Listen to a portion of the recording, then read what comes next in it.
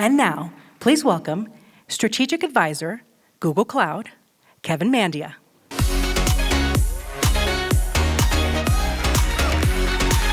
Thank you. Well, thank God we got that intro, because plan B was me coming out a cappella Bruce Springsteen.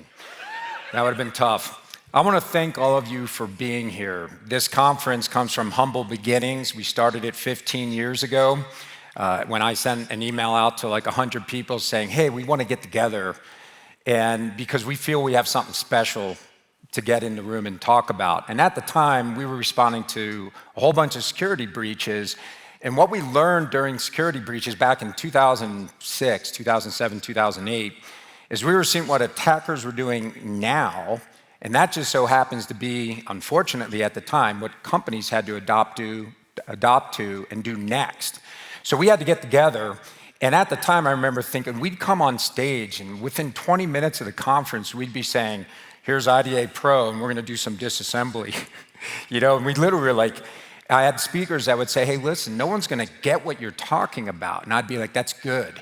We want 20% of the presentation to be incomprehensible so that they think we're smart. So we're not, so we'll probably do a little better than that. But the bottom line is what this conference has always been about is sharing what's next, because all of us have an important role. We're defending the cyber domain. And when you think about that, you can defend democracies, you can defend someone's financial savings, you can defend the very systems that drive our business. And I don't want to lay it on too thick. I had a bulleted list of like 10 things we defend, but on any given day, you may find yourself on the front lines defending something way more important than ourselves. So I thank you for taking on the calling to being security professionals. And I also want to thank the men and women of Google Cloud Security and Mandia, because without their efforts, I don't even get to stand here and represent all the great work that we're doing. I've had the privilege to work with folks, and because of their success, I keep getting to do the only career I've ever known. This is my 32nd year in cybersecurity. And I started it, by the way, in 1993 at the Pentagon doing what I guess we'd call security operations. It was drink a heck of a lot of coffee, trying to stay awake, looking at log files for 4 to 5 hours a day. But I want to thank the teams that are out there defending the front lines. Cybersecurity has never been more important, and right now you're all thinking, really? Of course. I get to say this every day, and you can probably say it every hour, but if you're not convinced, I've got 5 reasons why that I want to talk about very quickly. And I've said this at the beginning of every conference we've done, so I want to stay true to 15 years of history. First, geopolitical conditions drive what's happening in the cyber domain. Where there's ideological differences, economic discrepancies or disparity, or there's even kinetic challenges, there's going to be a cyber component to those differences. So you can just look at the world today, Israel with Hamas, Ukraine and Russia, the race to AI and the technological race between China and the United States. We've got the Iran nuclear program, where we've got Hezbollah in Israel. We've got North Korea's nuclear program. We've got the Taiwan Strait. Whenever you read about those differences, there's going to be a cyber component. And I've had the privilege throughout my career to travel a lot to other nations.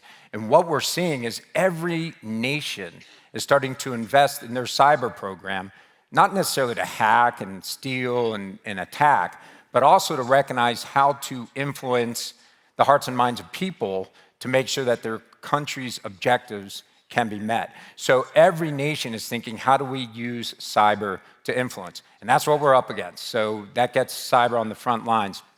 We're also in the midst of probably the biggest shift change in cybersecurity history. When you think about it, we have the information age, and I think AI is going to change it faster than any other invention. And the reason why is innovation with artificial intelligence is going to be faster in every industry now. We're going to have faster innovation in healthcare, faster innovation in finance, faster innovation in customer service, faster innovation in energy and smart grid, and we're going to get faster innovation in cybersecurity. So how does artificial intelligence make cybersecurity more important today?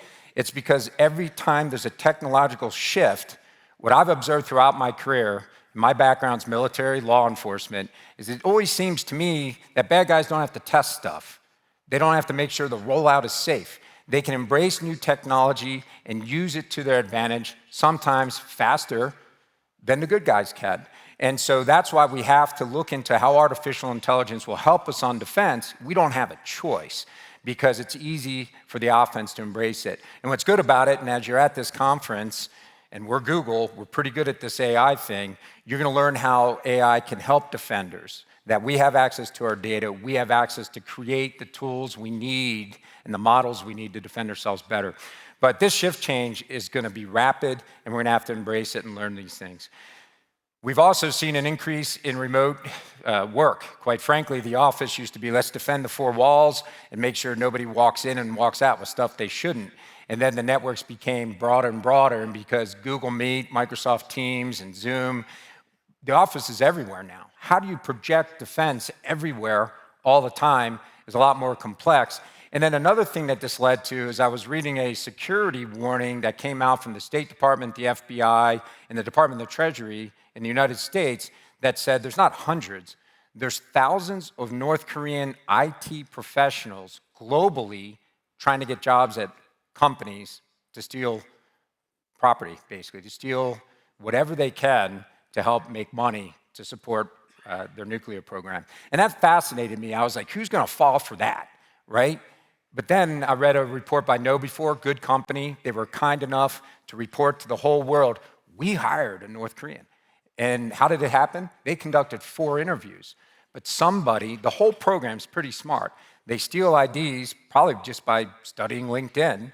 They digitally alter images, and they have people that speak the native language almost, and they can do a good enough job to get jobs. And then they show up and start to try to steal information. So you look at this from a security perspective, for all the security practitioners in the world, we have people accessing corporate resources from resources that may not be corporate resources now, as everybody went remote, and we just got to figure out how to do that. And then we have people taking advantage and trying to get employment out of organizations. And I remember thinking when I heard about what happened to KnowBe4, I was like, does Mandia hire people without ever bringing them into an office and sitting them down? And it turns out, yeah, okay, that's the new normal. In my day and age, we couldn't do that. So learn as you live.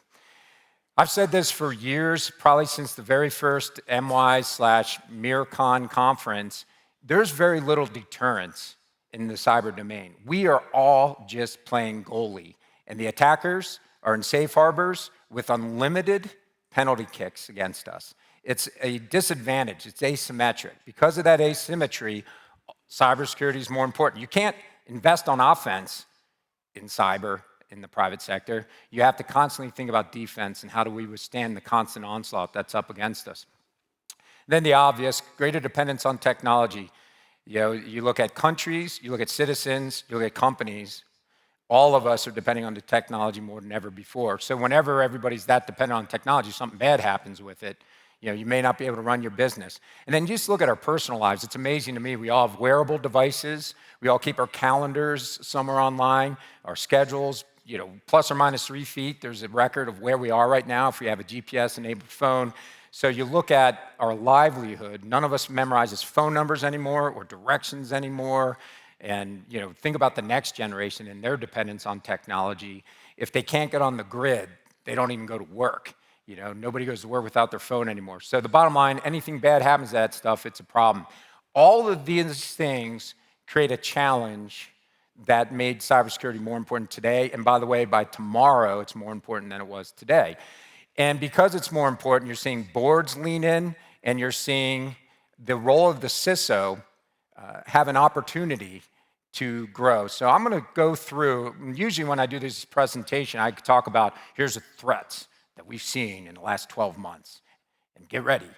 But today I'm going to have a conversation that usually is only with about 10 to 20 people, but I've had these conversations for over 25 years, speaking to boards and executives about different things in their cybersecurity program. But boards and executives are way more interested in cybersecurity today than ever before. They're reading the headlines. They're recognizing there's standards, legislation, and regulations they need to comply with, period. And then they're also starting to hear from other CEOs and other executives about the breaches they went through. So because of that wave, we've been more involved speaking to these folks and learning from them. So I'm going to go over the top questions that I've gotten from boards in the last 12 months, having done a board presentation almost every week. I caveat that the questions I get asked could be biased based on, hey, Mandia is here, he's the threat guy, and he's the FUD guy, and he's just, so let's ask him questions relevant to him. And then the questions I get asked depend on whether the CISO invited us into that meeting or the board invited us into that meeting. The questions I'm sharing with you today is when I was invited by a board director. What they want depends on a lot of different things. I think this is a very complete list, but I can tell you I've lived the maturation of boards since like 2005 onwards as to, back then, you actually had to brief a board on, hey, there's a threat in cyberspace. They'd be like, what do you mean there's people hacking? How could this be? And why would they hack us and steal what we already give them?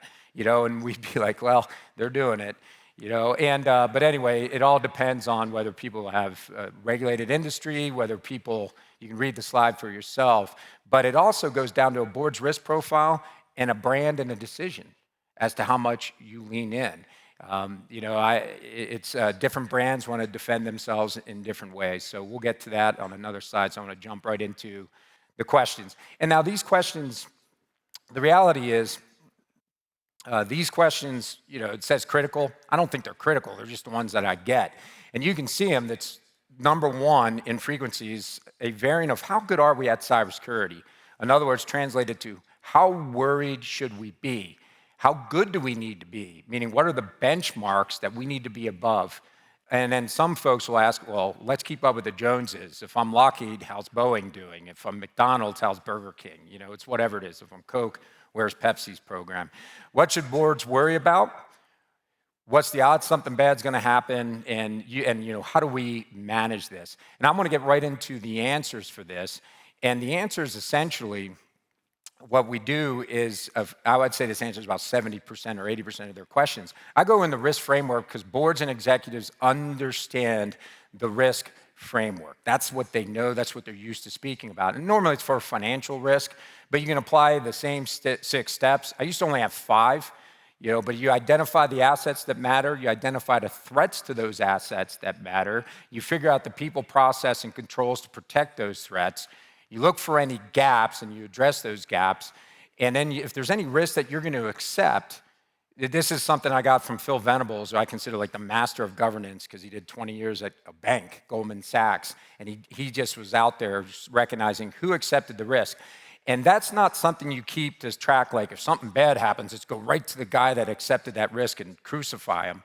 It's more, there's a damn good reason why. Let's make sure that that person has it, is accountable for it, and then if that thing becomes a reality, you end up going to that person and figure out, so why was this a problem? So when you look at this framework, you still have to translate that to cyber. And so a lot of companies will say, listen, our biggest risk is we want to be compliant with the standards, legislation, and benchmarks that we choose to be compliant with, and that's one of them. But a lot of companies will say, I don't want to lose the CFO's email. I don't want to have unauthorized access to our OT network. I don't want to lose customer data. I don't want to lose control of my identity architecture because that leads to lateral movement and a disaster. I don't want to lose our source code. I don't want to lose the trust and safety of the food that we produce based on an intrusion. You have all these different things that great cyber executives have to figure out. And there's a whole process for that I've worked with companies on. But the business line owners need to figure out what matters most to the company. The cyber risk owner has to figure out what we're going to do about it and kind of put that into a framework. And then the executive that sits in front of the board saying, here's how good we are at cyber, we've got the framework, here's the 5 things we're worried about, here's what we're doing to make sure those things don't become a reality. Where I've seen it get bogged down for the cyber risk manager at a company is step number 5, identifying the gaps. Because if there's a gap, the board goes, well, what are we doing about it? What's the probability that someone, gets unauthorized access based on that gap or that lack of control? And it's always been a very hard thing for any cyber risk person to quantify is the odds that we have an intrusion today or tomorrow. And I've always been amazed, the CFO can go into a board and say, everything's green, and the whole board just goes, okay, Good. And then the CISO comes in, everything's green, and the whole board goes, bull crap. No way. I mean, that's literally the state of board state. We don't trust it if it's green. We can't stand it if everything's in the red. And if you go in with everything's yellow because I'm wishy-washy, no board knows how to feel. They don't feel confident their security program is good enough, and that's a problem as well. So don't get bogged down if you're CISO briefing a board in the tactical you're doing to cover gaps. That's got to be something at a subcommittee or something else. But I've seen that happen, and we've lived this. I mean, I look at how I ran risk as a CEO of FireEye being targeted by every ransomware group on the planet. It was, oh, you find the gaps ahead of time, do the red teaming. And I remember our CISO, I never filtered them. Come in, say whatever you want to say. He would come into the board and he would say whatever he wanted to say. And, but then I'd say, so how did the red team do? Because that was the one thing that I was confident was a tangible thing. Did they get to my email? Did they get the customer data? And what are we doing about those things? So that framework does work. I can tell you this, no matter what, if you're a CISO briefing a board, and I've polled most CISOs do brief their board every 90 days or a subcommittee, the risk framework is the one the board is most familiar with. I get the question this time, there's another way to ask this. The CEO will say, how good's my CISO? How do I know if they're any good? And I first started getting this question back in like 2005, 2006 by CEOs of major brands that did not know cybersecurity. So I had to design a way for a CEO to get quick confidence their CISO is somebody that could do the job right. And so the questions that I came up with for them to ask are on the spot here. For about 15 years, there was only 3 questions. And I did not have any questions to test the management skills of a CISO, because you have to observe that over time. I had no questions that would assess the technical acumen of a CISO. No CEO is going to figure that one out. No board's going to figure that out for the most part. But I went right at mindset. Do you have a CISO with a security mindset? Because if they don't have that, you're probably not going to have a great security program. So what do I mean by that? First question is, how would you break into us? And I mean, granted, these questions on my right are absolutely biased by the beginnings of my career in the military. And I was in the Air Force, also Special Investigations, and I would augment the Secret Service every once in a while on protective details, or just do a protective detail. And you always think on a protective detail, where's the principal? And where would the threat be? And you're always thinking that. And what are the weaknesses when you go to this building or go to this restaurant in Georgetown? What's the weaknesses and choke points when you do routes? Security-minded people are always thinking, what is our weakness? And that's a great mindset question. What is worst case scenario?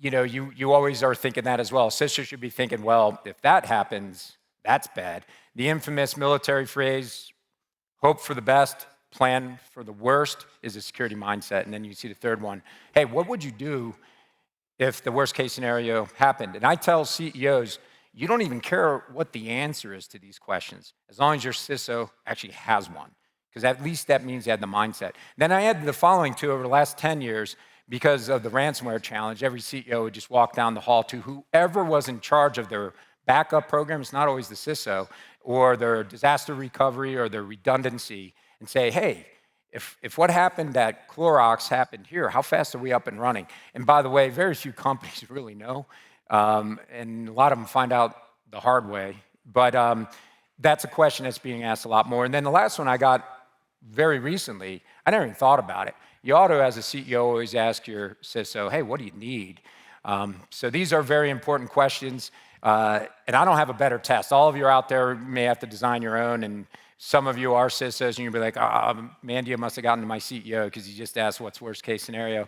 But I think if you're a CISO or even a security practitioner, isn't that what you should be thinking about? What would I do against us? And how am I going to make sure that doesn't happen? So we've got to do that. What do CEOs wish they did before a breach? Get this one, usually after a breach, and we go in and we chat about it. And there is no right answer. There just isn't. It all depends on the nature of the breach. But I can tell you, red teaming every quarter or every time you have production environments change matters. For one, it withstands third-party inspection. If 3 former red teamers for the NSA can't break into your network, you should feel pretty good about that. If you give them 5 days to break in and nothing bad happens, I don't know, what more can you do, right? So that to me is one. The second one I want to spend a little bit of time on, because I think it's the biggest bang for the buck today, is doing tabletop exercises, because I remember early in my career, tabletops, oh, that's lame. The reality is when I was CEO of FireEye, even I would call in from the road and participate in them, and I was always surprised.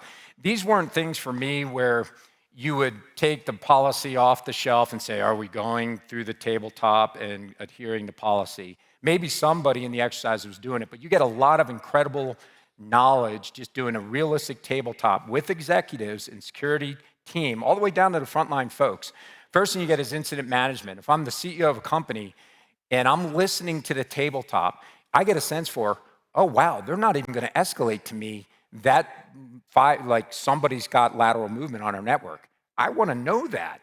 So you start looking at what goes from incident to crisis.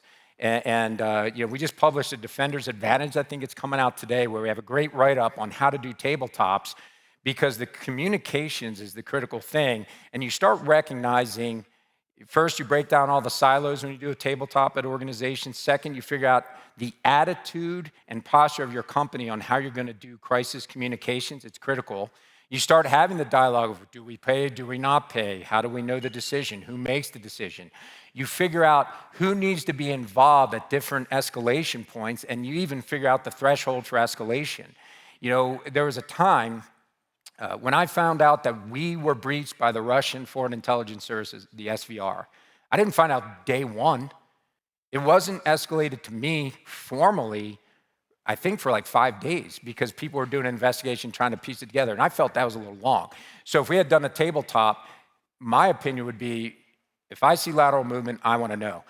The reality is, not every CEO is that way. So bottom line, incredible bang for the buck on tabletops. And it gets you to realize things like, besides incident management, what happens before executives know, crisis management, what happens now that executives are coming together. Let's get the head of sales on comms. Let's get the lawyer on comms. Let's get the business line owners who normally never deal with cybersecurity issues in the room to ask, what is the impact of this? What will happen?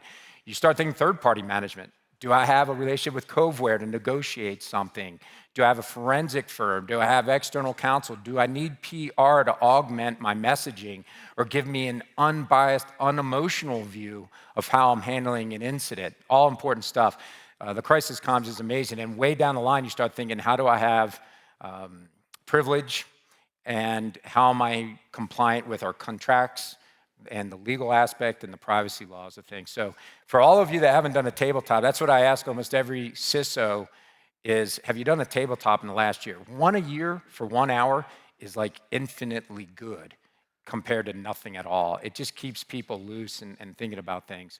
How does AI impact us from a risk perspective is a question I get at the board level, so I'm gonna speed up a little bit. I've got a limited set of the framework here, but I've talked to dozens of companies, if not hundreds, in the last year on how they're thinking about AI, and I missed my number one bullet.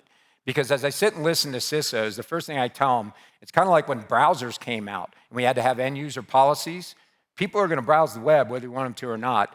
It's my opinion, people are gonna use AI whether you want them to or not at your company. So you better start writing your policy now, because right now you have an unwritten policy, they're doing it. They're using ChatGPT to help them write code, and then they're walking their dog. They're subscribing to a consumer subscription to it and getting things done. So get the policy done, that's step one. Expect regulation, keep your eye on the ball. Figure out how you're gonna use it, and most organizations that I've seen and worked with are actually starting committees to look at the use cases. All right, and then the review it, you go to the mixed autonomy. I just heard a CISO say that. I'm like, that's a smart way to refer to human in the loop. You don't just automate everything, you kind of pilot and watch and inspect. So all this is common sense being done by committees, and then I see the data security considerations. It's mostly, I see a lot of lawyers leaning in on that. What's the data coming into the models? What's the data coming out from the prompts? And how do we inspect this and look at this? So that's kind of a framework you can use. You can learn a lot more over the next few days at this. Other critical questions, obviously, they've read the headline, hey, CrowdStrike, had a software update that crashed systems. Are we ready for the next software update that does that? Or what happened at MGM and what happened at other ransomware? That's gonna happen. Every CISO going into a boardroom needs to be ready to talk about current events. In fact, that's probably the number one reason they asked you to get in the boardroom. They read something and said, let's get in. Supply chain threats and geopolitical conditions and deepfakes come up all the time. And what was interesting to me, and probably the biggest thing missing, because what are other boards asking you? Just look at the first 10, But the other thing that hadn't come up for me, and it could just be who I am, I might imagine if Phil Venables goes to a board meeting, they'll go, what about quantum? I just don't get that question yet, but it's coming that we're going to have to replace the infrastructure that does the old encryption for us with infrastructure that does new stuff, and I just didn't want to leave that out. I just didn't get the question.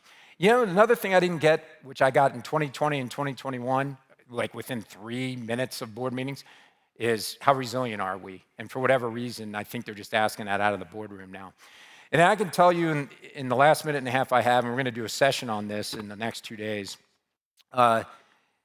there's a real opportunity for CISOs. And I thought back to the 5 CISOs that worked with me, and they never advocated for, give me more to do. It just never happened. But as cyber became more important, I definitely saw an evolution of the role. And I just want to get to the last slide where I have what I call the jump balls. I remember supply chain security being an issue. And I just walked down the hall and said, hey, I want the security mindset of a CISO caring about supply chain. Not what I call the neutral mindset of a CFO. They're all very neutral. They're never happy and never sad if you get a great CFO. And, and sometimes maybe the right person's legal. But the reality is it was a jump ball. Because when you first look at Gen 0 CISO, first gen of CISO, it was, hey, you're the network security guy. You're watching the network. Wait, now you're network plus some ops. Wait, now you're governance and policy person, because in 98, 99, all the governance stuff started popping up and people started paying attention to it. So you're all these different things, but these jump balls are coming up. Who's in charge of AI security? It's a jump ball. There's committees getting involved, but somebody, I've always said, if a committee's in charge of something, I don't know who's in charge of something. I mean, ultimately, you have to have one person responsible that signs off. This is it. So I've never seen CISOs advocate. We're going to do a session on folks that want to be CISOs and, what does it take to become a CISO? Well, I've observed 5. I've had them work for me, and each one had different strengths. One of the problems with my quiz about security mindset, by the way, is the CISO that's always panicked. I remember doing a protective service detail, and I like to stay active. I remember I was constantly walking back and forth, and a Secret Service agent finally just grabbed me and said, stop it. You're making everyone nervous. You can't have a CISO who's thinking worst case scenario, but just blabbing about it all the time. Oh, the sky's falling. You got to stay calm. You have to have the right temperament. You have to be able to handle management skills, how to hire, how to fire, how to hold accountable, how to communicate, how to have a vision, how to make sure everybody understands that vision, how to manage and execute through other people. There's all these skills in management and leadership and communications that CISOs have to pull out of the weeds and learn and be great at, because I think there's a seat at the table, an executive seat at the table for a CISO to go get if they want it right now. And hopefully a lot of them do get that because of the amount of risk happening in the cyber domain. So those are the jump balls. And by the way, that list used to be longer. It's just we had to fit it in the configuration. So I just want to thank all of you for being here. I hope that, I'm going to seek knowledge. I'm going to try to learn whatever I can to do the what's next. I think over the next 2 days, that is the spirit of this conference. We can learn from each other, learn from the speakers, learn while having a coffee. I thank all of you for being committed to cybersecurity, and I look forward to meeting as many of you as I can over the next 2 days. So thank you for making the time.